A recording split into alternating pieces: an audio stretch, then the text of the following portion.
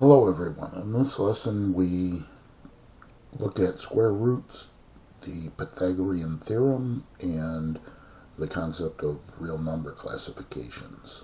So we have the square root symbol, and here are the perfect squares. Basically a square root is, when we say perfect squares, we mean a number whose square root is a whole number. And we say the square root of 1 is 1. You can write them down if you want. You could say the square root of 1 is 1. And that would be because 1 times 1 is 1. So that's kind of trivial. But you could say because, or I'll just say CUZ for cuz. 1 times 1 is 1. Or you could say that 1 squared is 1. The number underneath the radical sign is called the radicand. Square root of 4 is 2, and that would be because 2 times 2 is 4, or 2 squared is 4. Square root of 9 would be 3, because 3 times 3 is 9, and so on. So we listed all the perfect squares for the first 12 perfect squares. The example involves a larger number, and so sometimes you might want to use a calculator. You could discern that easily though, because if it's 900, you know that it ends in a 0, and the square root of 9 is 3, so you could guess 30, and then take 30 times 30, and you get to 900. But on the calculator, there is a square root button that you should be familiar with, and that is right above this x squared key. So the key labeled x squared, right above it you see the radical symbol, and that's our second function. So to access that, you have to hit second function first, and then the x squared key. So if I want to do the square root of 900, then I hit second function, the x squared key. Notice how that brings up the square root symbol in a parenthesis, and then we just simply enter the radicand.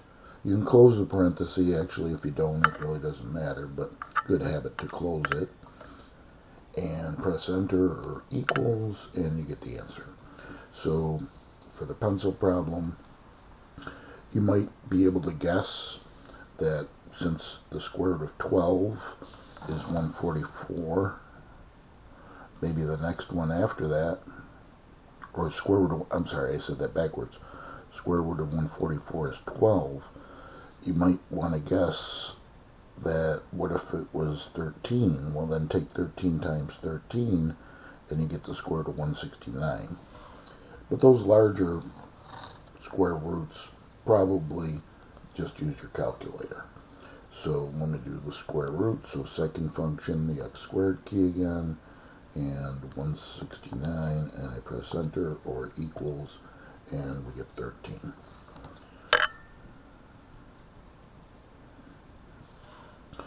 Now, if you take square roots of fractions in the next key concept, what you want to do is basically take the square root of the numerator and the square root of the denominator separately. I'm going to show it this way. I'm going to use the property that the square root of a over b, where a and b are any real numbers, formally b cannot be equal to 0, is just simply taking the square root of the numerator over the square root of the denominator. So if I start with the given here, square root of 64 over 169, the easiest way is to take the square root of 64 over the square root of 169. So that's using that property that I just stated. And then the square root of 64 we should know is 8. And the square root of 169 we just did. That's 13. But feel free to use your calculators to go from here to here. But some of the basic square roots you should know. Okay, to the next key concept and pencil problem. We have approximating square roots. So to approximate square roots, we're being asked, these are not numbers that are perfect squares. So we could use a calculator, or we could use our knowledge of the square roots. Like, for example, square root of 87, if I list some of the perfect squares that are close to 87, square root of 81 is 9, and the square root of 100 is 10. So I know that the square root of 87 is in between there. So that's how we discern that it's between 9 and 10. So similarly for 134, if I list some square roots that are close, let's say 100 is 10. Next one would be 11 times 11, or the square root of 121 is 11. So that's not enough yet. And then the next one is 12 times 12 for 144. And now I could see that the square root of 134 lies in between. So the question's worded, find two whole numbers that the square root lies between. So it lies between the two whole numbers of 11 and 12. Now, a way that you can, I don't want to say cheat, but use your calculator to your advantage is literally just take the square root of 134. You're not going to get a pretty number, but let's do it. Second function, x squared, 134. See, we get kind of an obnoxious looking number, 11.5 whatever. But we're concerned with the whole number portion, so that's 11, and we can see it's between 11 and 12. So that's an easy way to do it using your calculator. Alright, we should know the rounding rules, so you can read those on your own, but that should be previous knowledge. And so if we have to round, let me just jump right to the pencil problem. We'll take the square root of 125. Okay, it says to round to the nearest thousandth. So make sure you know your place values for decimals.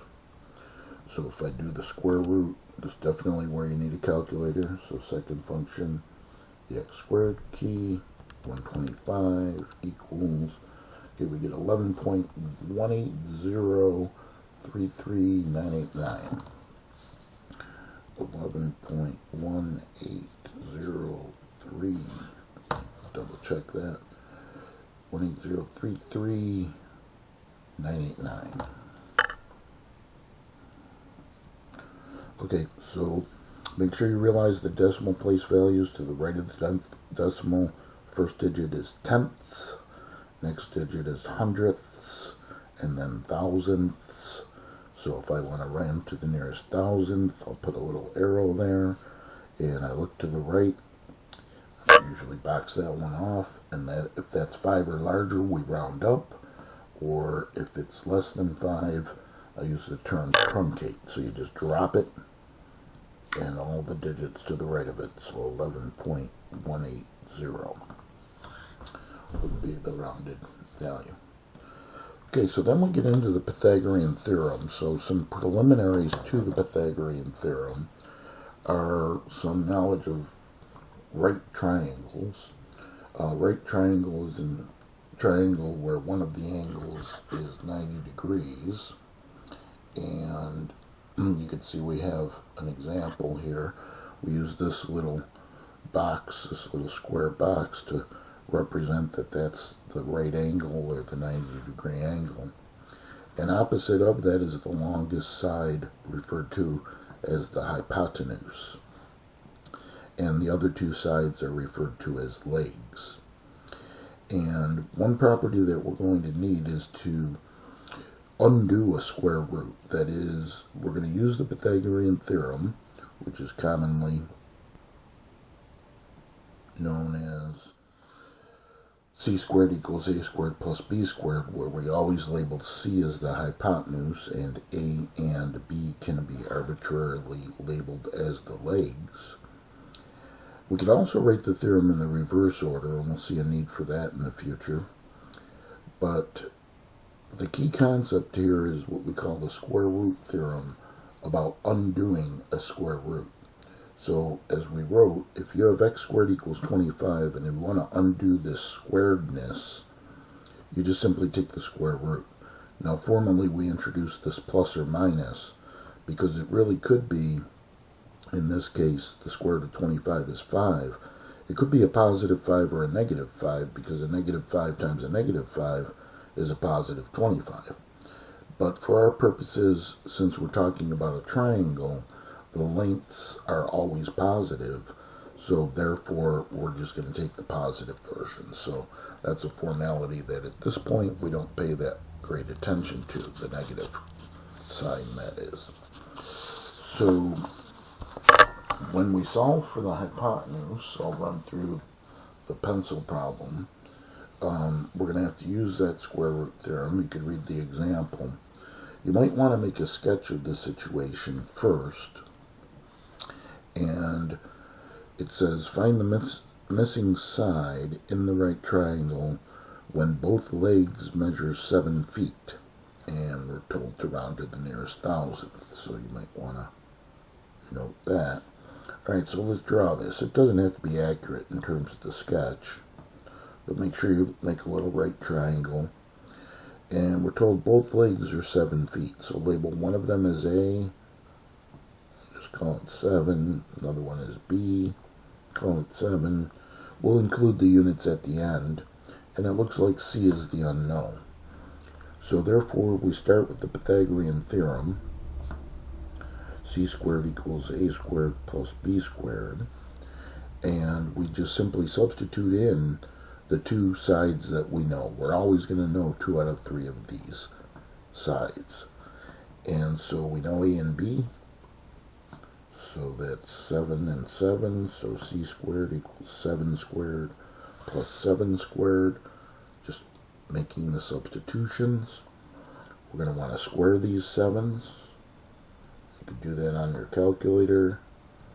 49 plus 49. So C squared, one important thing is, before you use the square root theorem to solve for C, you have to make sure that you add these two values together. So we get 98, and then C is, formally I should put the little plus minus in there as we just discussed, but that's not necessary. Sorry about that. And we'll just take the square root of 98. So second function, x squared key, there's my square root, 98 equals 9.89949. That's close enough. 9.89949. If you could round from the calculator, that's great, but we usually want to write down a few extra digits to the thousandth place. That's the third decimal digit. Again, tenths, hundredths, thousandths. So that's to this 9. Look to the right. It's a 4. So C is approximately equal to 9.899. So we just, again, truncate. This is 5 or greater, you would have to round up. Okay, so now to the next pencil problem and key concept. So there we solve for the hypotenuse. If we have to solve for a leg, we're going to use a basic algebra property of solving linear equations. Formally, that's what we call it. But it's just simply the addition property. You can add or subtract anything to both sides of an equation to obtain an equivalent equation. So for example, here we have 9 equals 5 plus x.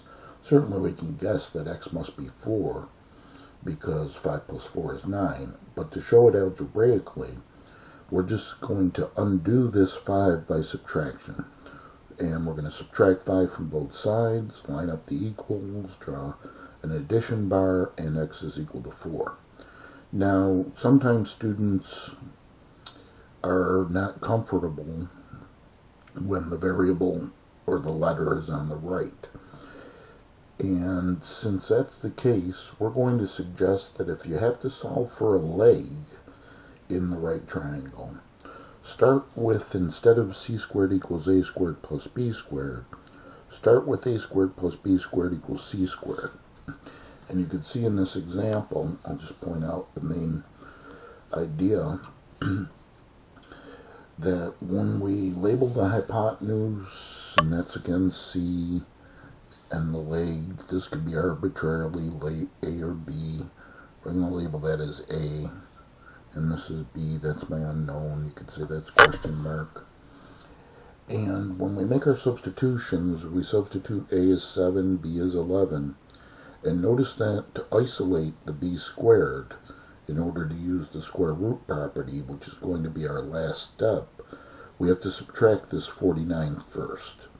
And so when you solve for the legs, you're going to be subtracting, and then you could use the square root property and round.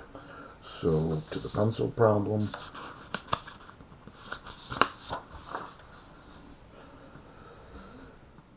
making a sketch is always helpful, so I'll just draw a standard right triangle. It does not have to be to scale. It says the hypotenuse is 18, so label that always as C, is 18, and a leg is 15. And so, to be consistent, we'll say that A is 15, being consistent with the last example, that is.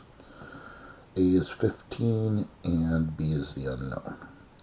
So since I'm solving now for a leg, I'm going to use the Pythagorean Theorem in the form of A squared plus B squared equals C squared. And then from there, it's just basic substitution. A is 15, so 15 squared plus B squared equals, and then we substitute C as well, and C was 18. So that has to be squared. Okay, probably use your calculator to square these, and on the calculator, the x squared key, remember we took the square root by hitting second function and then the x squared key to access the square root. But if you just want to square a number, just simply type in the number and hit x squared. So 15, then hit the x squared key. Notice in the display it shows that, and then you could hit enter, and that's 225. So 225 plus b squared equals, similarly I'll go to the calculator for 18 squared. Certainly you could do 18 times 18, but much easier just to do 18, hit the x squared key, and press enter, and that's 324.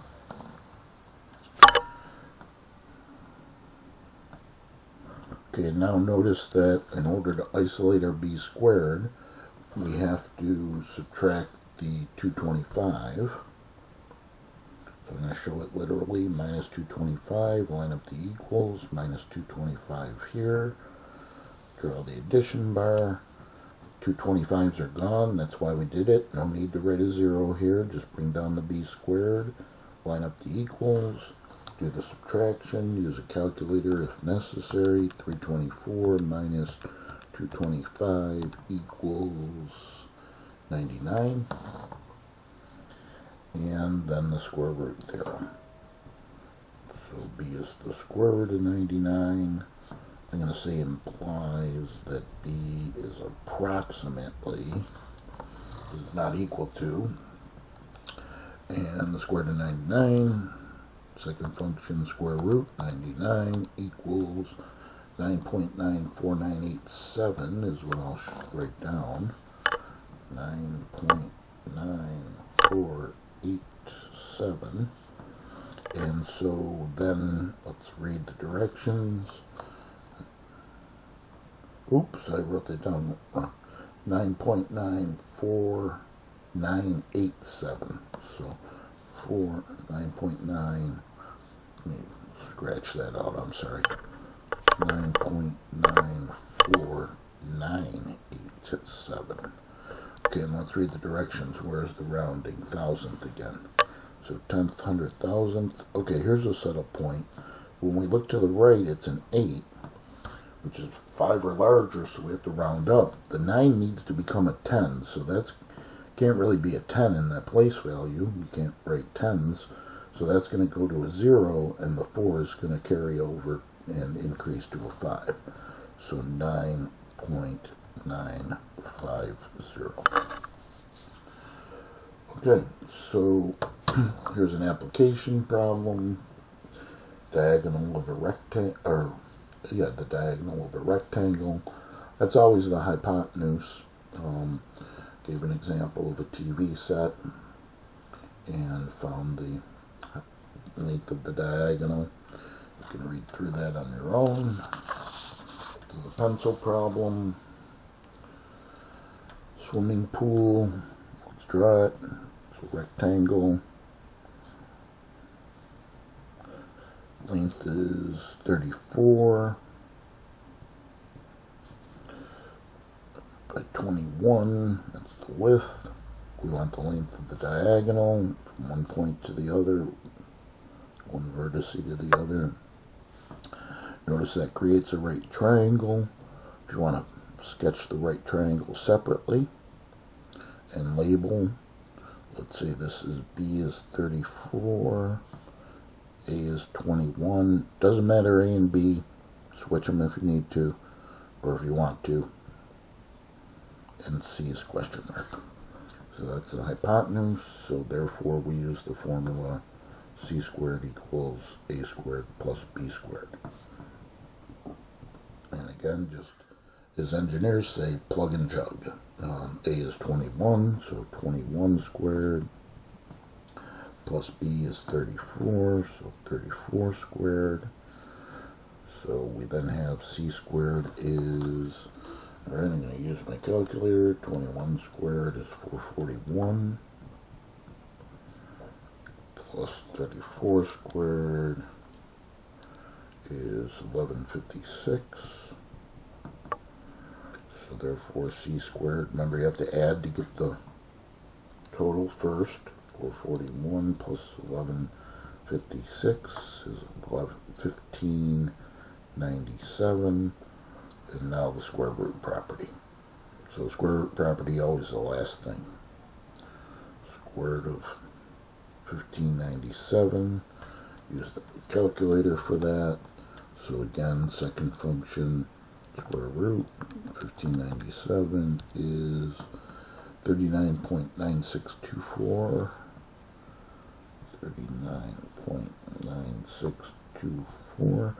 Usually if you write down 3 or 4 decimal places, at least 3 I would say, maybe 4 or 5. Let me do 5. That's more than enough. Chances are it's going to go to the nearest 10th, 100th, or 1000th. We typically don't go further than that. Here it's to the nearest 10th. Just make sure you read the directions carefully. And that's a 9. So I look to the right. 5 or larger, so round up. So here's that concept again, where we have to kind of like carry, because the 9 becomes a 10, but you can't write a 10, so that 9 is a 0 carried over to the 9, becomes a 10, but that has to carry over to the 3, which becomes a 4. So 40.0.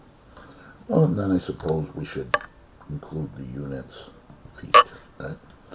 If I forgot to include units in the past, then you can fill those in. Okay, so that's it for the Pythagorean Theorem. Now we get to the concept of real numbers. We should all be familiar with the number line, and we have a 0, to the right of 0, positives, to the left, negatives. If you have to compare two numbers, you might want to plot the points on the number line. So notice how we compared these two numbers by plotting them on the number line. Negative 3.2, a little more to the left of negative 3, and negative 6.5 between negative 6 and negative 7.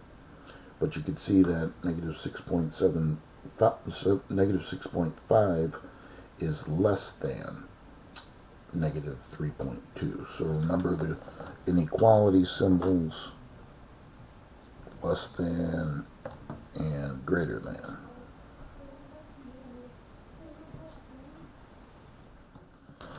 Okay, so you don't have to plot them. If you don't need to plot them, I should say, that's fine.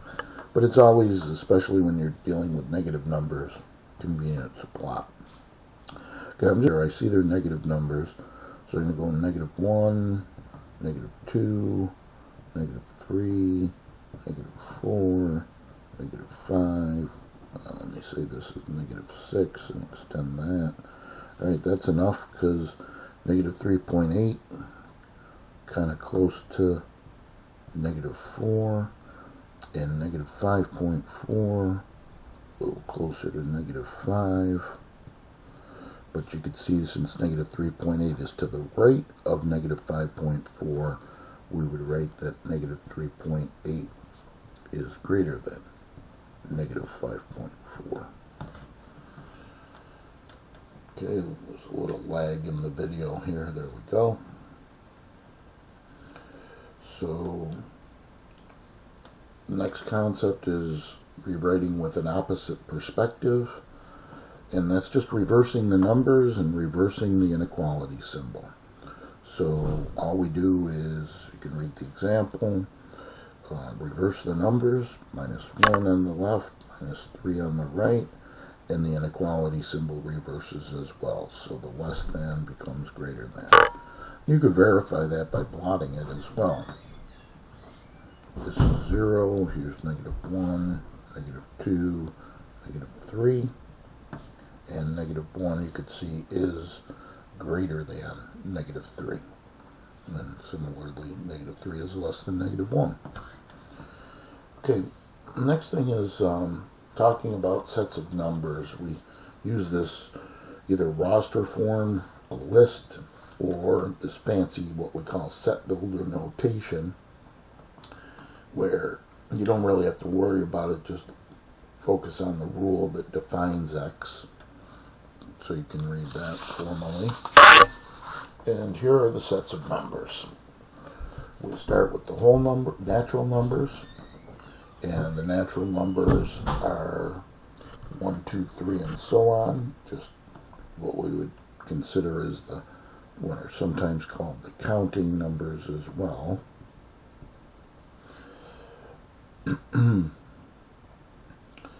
And the next thing is the whole numbers, which include 0. So they're the natural numbers plus this one extra element of 0. And the next thing is the integers, which are the positives, the negatives, and 0.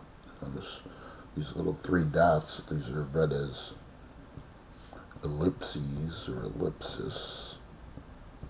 So that's what the 3 dots are called. Just in mathematics indicate that there's a pattern and things are not written down. Here's where we use the fancy set builder notation. All you have to think of when you think of rational numbers is the root word ratio, basically fractions. But note that anything can be a fraction. If I write the number 7, I could write it as a fraction by writing it as 7 over 1. Then we have the irrationals. Those are like square roots or the number pi, things that cannot be written as fractions. And everything we're dealing with is a real number. It's either rational or irrational. So we talk about how they're embedded in each other, and then we get to some true-false examples. So I'll jump. You can read those on your own, and you can read the arguments as to why they are true. And 3/7 right away, that's a fraction. We know that. It's not a natural number.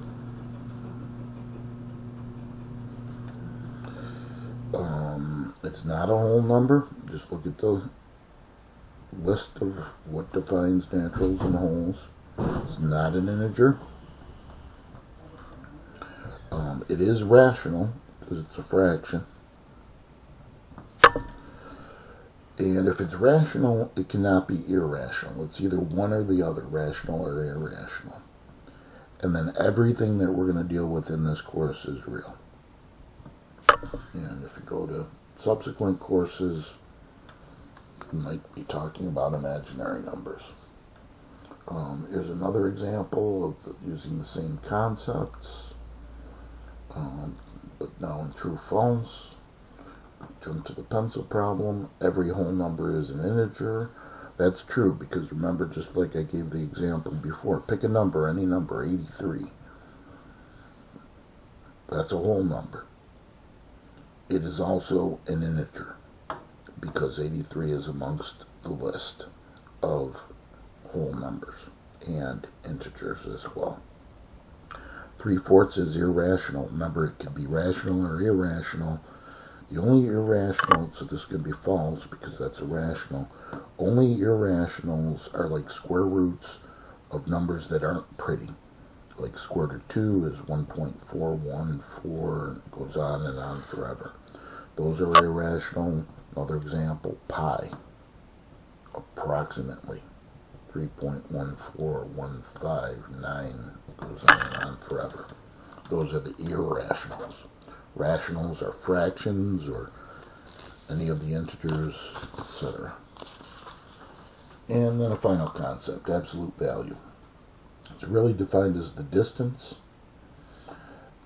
between 0 and the number on the number line. As you've been probably been told in the past, absolute value, just make them positive. So when you have absolute values involved, make them positive first and then do the comparison.